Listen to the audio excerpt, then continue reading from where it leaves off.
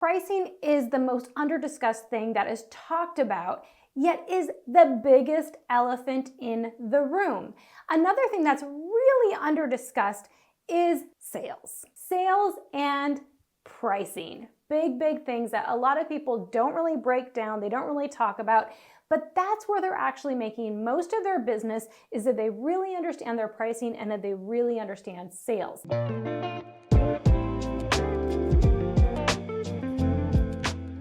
Hello, I'm Holly Rustick here with Grant Writing and Funding. I'm the CEO of the Freelance Grant Writer Academy and the Grant Professional Mentorship, where we help aspiring and seasoned grant writers replace their full-time income on flexible hours writing grants from home. And I have got all of the pricing strategies to talk to you about today. Now, I'm going to talk about 6 different pricing strategies that you may have seen, and I'm also going to tell you the one that I recommend. All right, so let's get into it. The thing is that pricing is the most underdiscussed thing that is talked about, yet is the biggest elephant in the room. Another thing that's really underdiscussed is sales. Sales and pricing. Big things that a lot of people don't really break down, they don't really talk about, but that's where they're actually making most of their business, is that they really understand their pricing and that they really understand sales.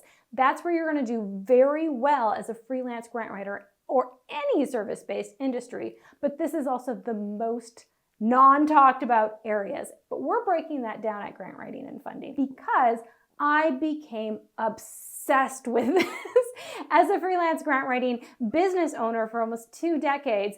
Pricing was where I had a lot of issues, right? And even doing sales, huge issues. And a lot of that comes from being in the nonprofit space, being a woman, right? And just these things not being talked about or discussed in a mainstream way. So there was a lot that went into that, as far as like giving deep discounts or working pro bono or just not knowing even how to make a pitch in a sales call. So I really became obsessed with trying to figure out how to actually do sales and feel comfortable with it, and also how to do pricing, because I'm not going to be comfortable doing sales if I don't know my pricing. And this is what we actually instituted inside the Freelance Grant Writer Academy, our value-based pricing framework and our ethical nonprofit sales strategy, because I know how important it is. Let me have a little disclaimer before I break all of these down. There are some valid points to all of these pricing strategies, and I actually think we can take and pull a little bit of from each one of these into our recommended strategy. But if we just solely base these pricing strategies by themselves or only pull a couple together, there are going to be major issues. So let's look at what that is. Number 1, industry norm pricing strategy, or what the market can bear, right? So when you're looking at what is the industry charging around you, sure, that is important to know. And some people might say, ooh, don't price fix, and there's all of that about, but we do need to be aware, I believe, on what people are charging in general. So some of you grant writers may only work within your geographic area, but some of you may work and have clients all around the nation or all around the world. So that is a little bit, looking just at your geography isn't really going to help you, but also just doing a Google search and saying, what do grant writers charge? The problem is that you are going to come up against a huge range of charges, right, and pricing. So you're going to have anywhere from $25 an hour all the way up to $350 an hour. You're going to get people that don't even price hourly, but only price packages. You're going to get people that only price retainers. So you're going to get such a huge an array of different pricing if you just go based off of what does a grant writer charge. This is not helpful at all. And then if you're looking at your geographic area, there may not even be a lot of other grant writers. So you might look at accountants or bookkeepers or other professional services. And once again, you are going to see a wide array of pricing based on this. So yes, it is important to know what your cause area or what your certain type of geographic area, if you are serving a geographic area, what the market can bear and kind of get an idea. But it's hard to really It's still very ambiguous if you just rest solely on this because pricing is all over. Another flaw is that many people who actually publish their prices, even if they do, because a lot of people actually don't, and even people who publish their pricing, they may not know how to price either because it's not really well talked about. So are they even giving you the best price to base your pricing off of? I think that's wild, right? That you're actually saying, okay, if they charge this, I'll charge this, or I'll add a little bit more, or I'll try to undermarket them. Like, that is wild and crazy to me just to be pricing on that alone, because it's so ambiguous and there's no real data point from that it's confirmed in any validity at all. All right, so let's look at number two. Number two is client dictated pricing. Now, while it's important to know what your client's annual operating budgets are, if you're a grant writer, that can really give you an idea of what they can afford and what you should be pricing your services at. The problem I see with this is many of you serve a wide range of annual operating budgets. So you can't just go in and go, oh, what can you afford? And maybe I'll take that or I won't. The problem with that is a lot of you do that. And then what happens is you still give the same range of services for someone who could pay, say, $1,500 a month to someone who's paying $3,000 a month. And that gives a disservice to the one who's actually paying $3,000 a month. And it's not sustainable for your business because your pricing is all over the place. The other flaw with this is, you're not reducing your scope of work. So if a client can only pay $1,500 a month and you choose to take them on, you are going to have to reduce your scope of work if your normal services do charge $3,000 a month. So you have to put into some of these other pricing strategies, how much time it is, your overhead, all the other things, and the features and benefits of that, because people talk. And these nonprofits will talk to each other. These kind of, oh, they're only charging this and they're charging me this. Like, why? Right? Then there's really no confidence or validity behind your pricing. It is just kind of like whatever the client can pay. And while there are some grant writers who do have sliding fee services based on the annual operating budgets of nonprofits, I have seen this. The thing is that we say that reduce the scope of work based on, or add the scope of work based on what they're paying, right? Once again, we don't want to give the exact same services to a client who can afford $3,000 a month to one who can only afford $1,500 a month. You can't give them the exact same services, right? That's not going to be sustainable for your business. So just understanding, like, if you are serving startup nonprofits with their annual operating budgets under $100,000 a year, you're not going to be charging them $5,000 a month, but you're not going to have the same services either, right? Federal grants, they're not going to be even ready for. So we're going to be doing a different type of scope of work that could maybe meet their budget, but we're coming into it and we're not saying how much can you pay,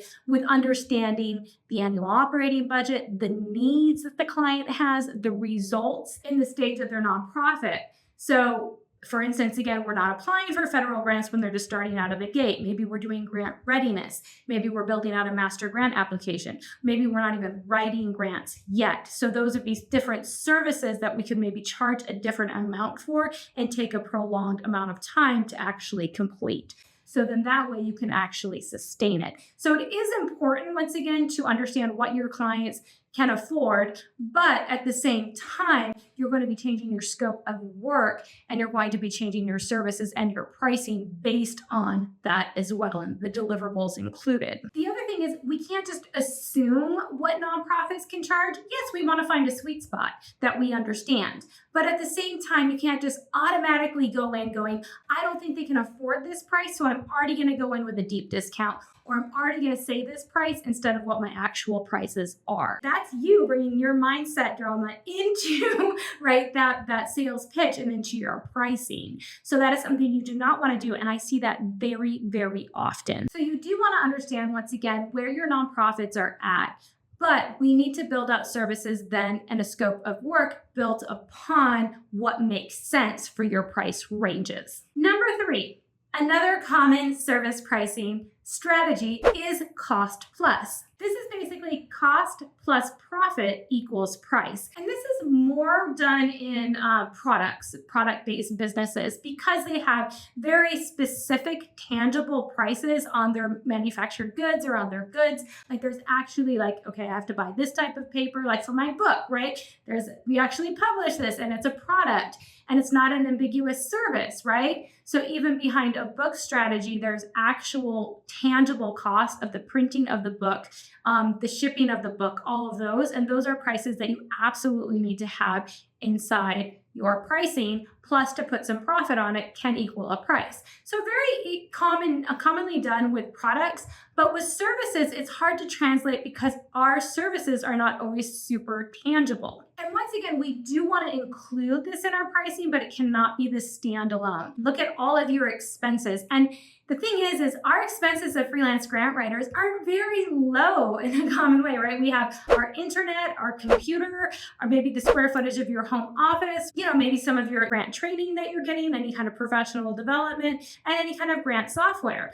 But on top of that, there's really not a lot of extra costs. We don't have the cost of actually printing something, etc. So our overhead is quite low. And if you're only looking at this cost plus pricing strategy, you are going to deflate your prices because you're like, oh, maybe I only need to charge $25 an hour, even though I have 10 years of experience because my overhead is very low. That is going to deflate your value tremendously. We need to also look at other things like your experience, your knowledge in your certain cause area, all of the training that you've done, your ability to do things, right? And we're going to go more into this in another strategy. So let's go to number 4. Number 4 is one of the most common pricing strategies, and that is hourly pricing.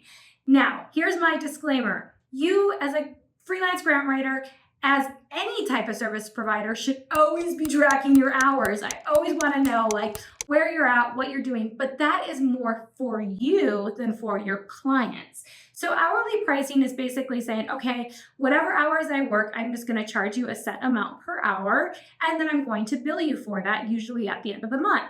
Now, there are many flaws with this, but I will kind of say the disclaimer again is in the beginning, when you first start any type of business or service, especially grant writing, you don't know how to even estimate how long it takes you to do something. So if you're really a newbie, I will say hourly pricing could work for the very beginning, but it's got to be limited. And that's because it's probably going to take you a lot longer than you actually estimate. But that can also throw off your clients if you give them an estimation and then you go way over, right? So there are some things with hourly pricing that I think it can be okay in the beginning because you're able to capture a lot of those hours that you might not have estimated for.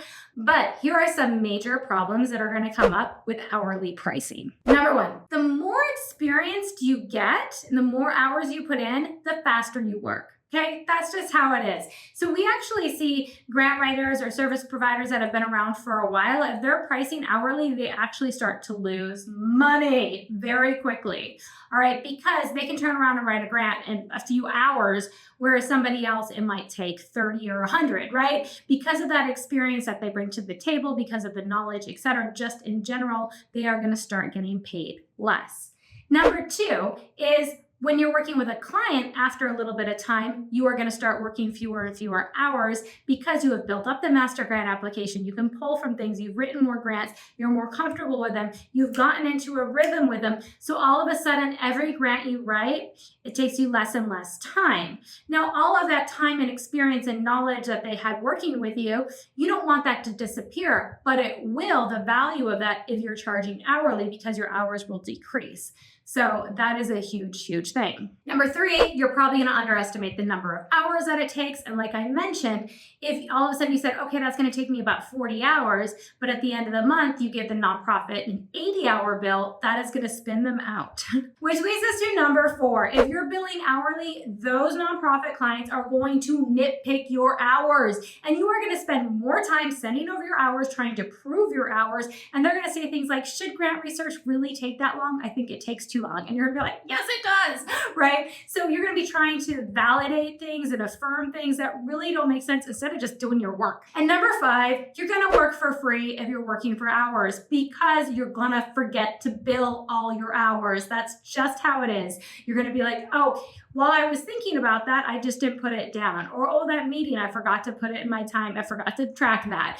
You are going to end up actually being a volunteer because you're not charging for those hours. So you do have to track your hours for you, but you don't necessarily need to bill hourly. We're getting there. So number 5, what is a next common way of pricing your services is the WAG. And we're going to call that the wild ass guess. That's exactly what it is. And a lot of you do this as well. And once again, there might be some validity to doing this from time to time. What, Holly? Yeah, if you're doing a completely new service and you already understand all the other things like my expenses, how long it takes me to do things on average, then you might kind of have like a wild ass guess on like putting something together that feels like a little butterfly and let me try this out. But on average, this is not a good way to price your services because literally, if you go into every sales call just being like, I'm just going to wag it, wild ass guess it, guess what happens? You're not confident in your pricing. You're giving all these clients different prices. You're having to bill in different ways. You forget how you did that. Why did you even come up with that? Once again, the nonprofit clients talk and they're hearing all these different prices.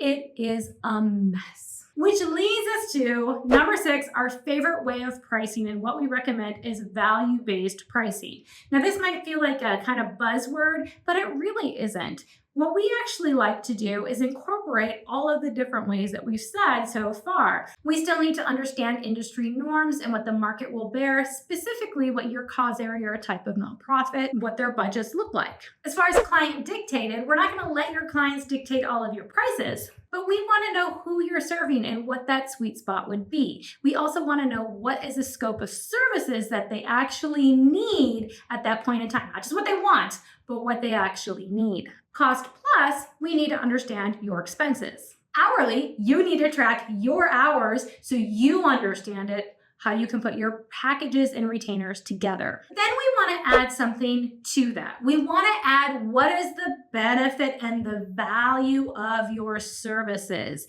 If we just go based on everything else, we will deflate the price. But if we actually look at, okay, the executive director actually can stop working weekends and evenings because I'm going to be the grant writing lead. All of your years or even months of grant training, what is that worth? How about your cause area related knowledge? I just talked to a mentorship student today and did some coaching, and she was like, I have 15 years of museum nonprofit experience with grant writing. And I was like, that is huge because you know all the museum grants, you know all the lingo, you won't know all the things. Just having that knowledge behind her brings so much value to a museum who's looking for grants. If you have relationships with funding sources, right? A lot of your grant professionals out there, you start to build these relationships with funding sources and you can easily like call out to them and reach out to them. Hey, I got a client. They have this priority area.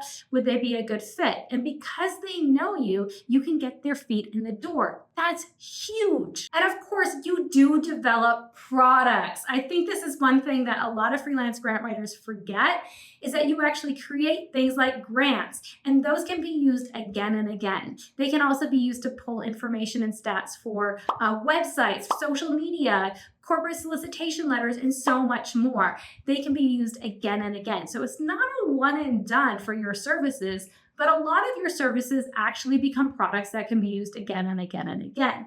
There is tremendous value that doesn't just stop when your services end. We see this mostly when we help you with your retainer-based services and with your packages. And that's where you can really work with clients then on a fixed rate every single month for an entire 6 months or a year.